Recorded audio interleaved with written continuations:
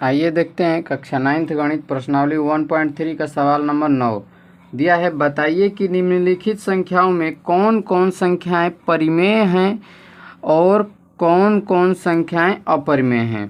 तो देखिए पहला दिया है करनी में 23।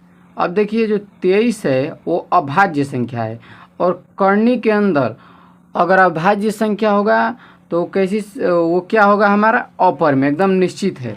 तो देखिए पहला सवाल को क्या लिख देंगे, अपरिमेय। क्यों लिख देंगे, क्योंकि जो करनी है उसके अंदर जो संख्या दिया है 23 वह एक अपरिमेय संख्या है, सॉरी अभाज्य संख्या है। अभाज्य संख्या अगर करनी के अंदर आती है तो उसको अपरिमेय संख्या बोलते हैं। तो लिख देंगे इसको अपरिमेय है, अपरिमेय।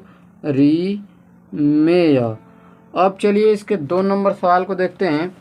तो 2 नंबर जो सवाल हमारा दिया है, 2 नंबर सवाल का है करनी के अंदर दे दिया है 225।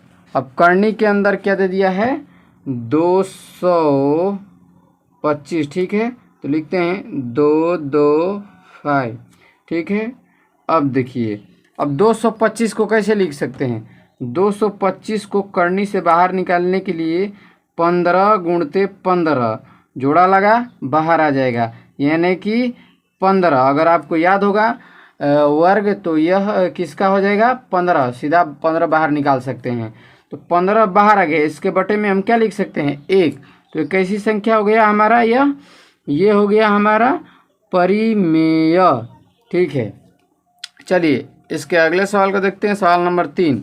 सवाल नंबर 3 दिया है, 3 नंबर सवाल को लिखेंगे, यहाँ पर लिखने के बाद उसको हल करेंगे। 0.3796। अब देखिए इसको बताना है कि यह परिमेय है कि अपरिमेय।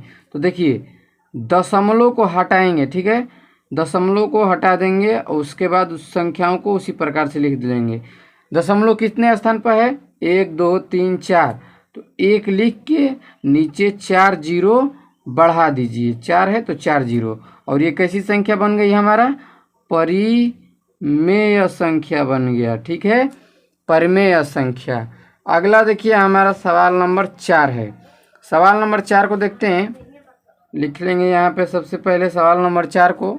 सवाल नंबर 4 क्या है 7.478478 और उसके बाद डॉट डॉट डॉट कर दिया है।